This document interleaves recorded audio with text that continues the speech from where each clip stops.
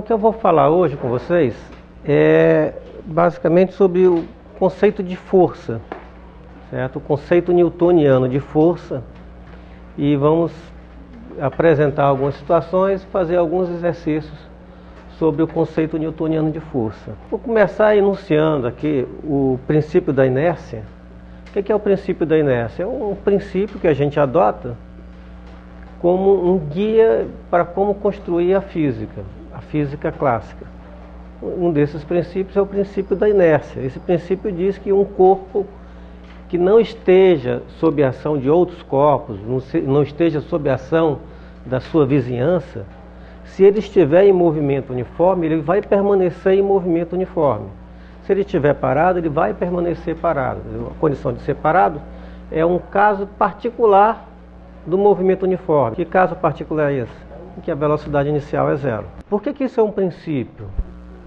Antes de Galileu, antes de Newton, se usava muito ideias aristotélicas, em que a explicação do movimento era com base em lugar natural. O movimento se dava para os corpos atingirem o seu lugar natural. A partir de Galileu e principalmente Newton, a ênfase é outra. Não é justificar o movimento. O que a gente precisa justificar é a mudança no movimento. Mas a pergunta que a gente faz então é a seguinte: como é que a vizinhança, como é que os corpos podem agir um sobre o outro para mudar a condição de movimento daquele corpo? Qual é o conceito envolvido? É o conceito de força. Bom, primeira coisa importante a gente perceber: força é um conceito vetorial. O que significa isso? Que ela tem um módulo, né, que indica o quão forte ou fraco é essa força, mas além disso ela atua ao longo de uma direção, ao longo de uma reta, em um sentido. Esse programa de identificar as forças que agem sobre um corpo, dada uma situação, para a partir daí descrever o movimento nesse corpo. Vou começar com forças de contato. Imagina essa situação aqui, ó. Tem um corpo aqui e eu puxo com um fio. Que força de contato eu estou falando aqui? Tem uma força para cima, sim, que o chão exerce sobre esse corpo. Essa força para cima se chama força normal. O que é a força normal? Se eu empurrar esse quadro também está me empurrando com uma força. Terceira lei de Newton me diz que essa força é igual e contrária. Não vou falar muito a terceira lei de Newton, mas vou falar um pouco. Ela empurra minha mão com uma força na direção normal ao plano. Esta é a força normal. E aqui eu tenho essa força normal. Nota, eu tenho uma força normal que o chão exerce sobre o corpo. Então sempre que a gente fala de força, é bom a gente ter bem claro isso. Eu estou falando de força que um corpo exerce sobre o outro. Então aqui essa força normal é a força que o chão exerce sobre esse corpo. O corpo também vai exercer uma força normal sobre o chão.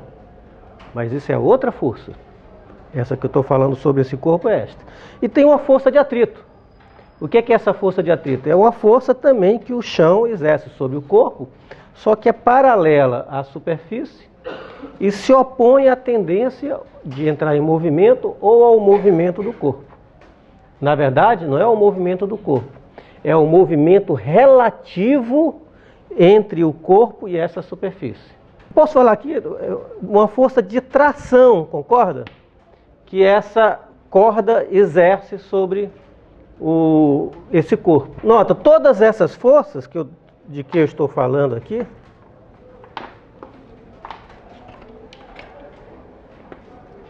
tem uma certa direção e sentido. Forças à distância. Peso. Por que peso é uma força à distância? O que é o peso? Tem uma terra, tem um corpo aqui em cima da terra. É a força de atração que a terra exerce sobre o corpo. E essa força eu posso escrever como mg.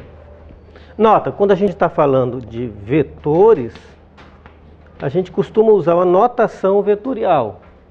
É muito comum essa notação com uma setinha em cima da letra que indica aquela grandeza vetorial. Certo? O que é G?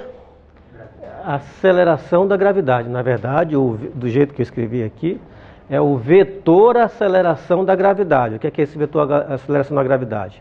É um vetor que tem por módulo 9,8 metros por segundo ao quadrado e aponta na direção vertical sentido para baixo. Outros exemplos, se eu te pegar dois ímãs e aproximar, eu vou ter o que entre eles? Uma força magnética que um ímã exerce sobre o outro e vice-versa. Então quem é a origem da força? Um ímã e vai exercer força sobre o outro. Se eu tiver duas cargas carregadas e aproximá-las, eu vou ter uma força elétrica entre eles. O que é essa força elétrica entre eles? Eu digo uma força elétrica entre eles. Falei errado. Eu tenho duas forças elétricas entre eles. A força que um corpo exerce no outro e vice-versa. Ok? Então é sempre importante ficar claro quem atua em quem, quando a gente estiver falando de forças.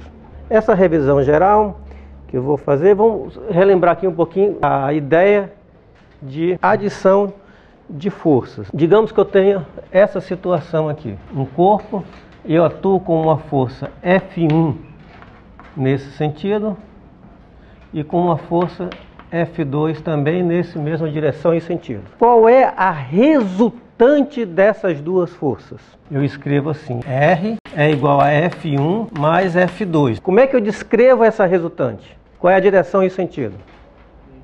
Mesmo sentido. E qual é o módulo dela?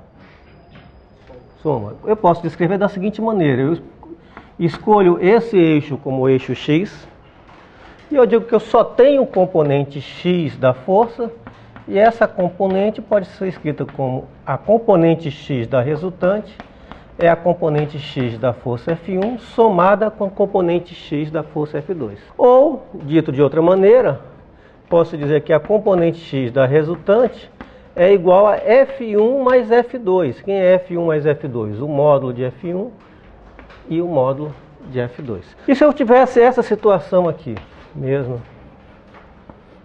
Aplico aqui a força F1, aqui aplico a força F2 no sentido contrário. Como é que eu reescrevo a situação agora? A força resultante, como é que eu escrevo? F de 1 mais F de 2. Vetorialmente, eu estou somando vetorialmente as forças. Escolho novamente o eixo X como sendo esse. O que é que eu posso falar sobre a componente Rx da resultante? Ela vai ser F1x mais F2x. E aqui não mudou nada. O que é que muda agora? A componente X da força F1 é o próprio módulo da força F1. Mas a componente X da força F2 não é o módulo da força F2. É quanto? Menos o módulo da força F2. Por fim, vamos pensar essa situação aqui. Ó. Eu tenho aqui F1 e vou colocar uma F2 aqui assim. Como é que eu escrevo essa condição? Qual é a expressão da força resultante? Quanto vale a força resultante? Vetorialmente, como é que eu expresso isso? Da mesma forma. A força vetorial resultante é a soma vetorial de F1 com F2. Eu pego um vetor, que representa qualquer um deles, na extremidade dele representa o outro vetor, e o vetor resultante vai ser esse vetor que começa no início do primeiro e termina no final do segundo. Então este vetor R, o que está escrito aqui, é a representação deste vetor R. E agora, em componentes, quanto vale Rx? Vai ser F1x mais F2x. Quanto é que vale o F1x? Vai ser o próprio F1. E agora é a pergunta, quanto é que vale o F2x? Zero. Então isso aqui é o próprio F1. Por que zero? Porque o F2 aponta na direção vertical. Não tem componente na direção X. Isso aqui descreveu completamente a força? Não. Está faltando o quê? Uma componente vertical. Agora eu venho aqui, escolho esse aqui. Então eu vou ter Ry igual a quanto? F1y mais F2y.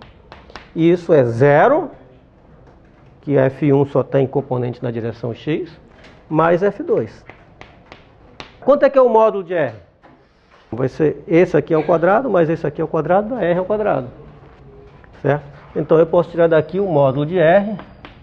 R é igual a raiz quadrada de F1 ao quadrado mais F2 ao quadrado.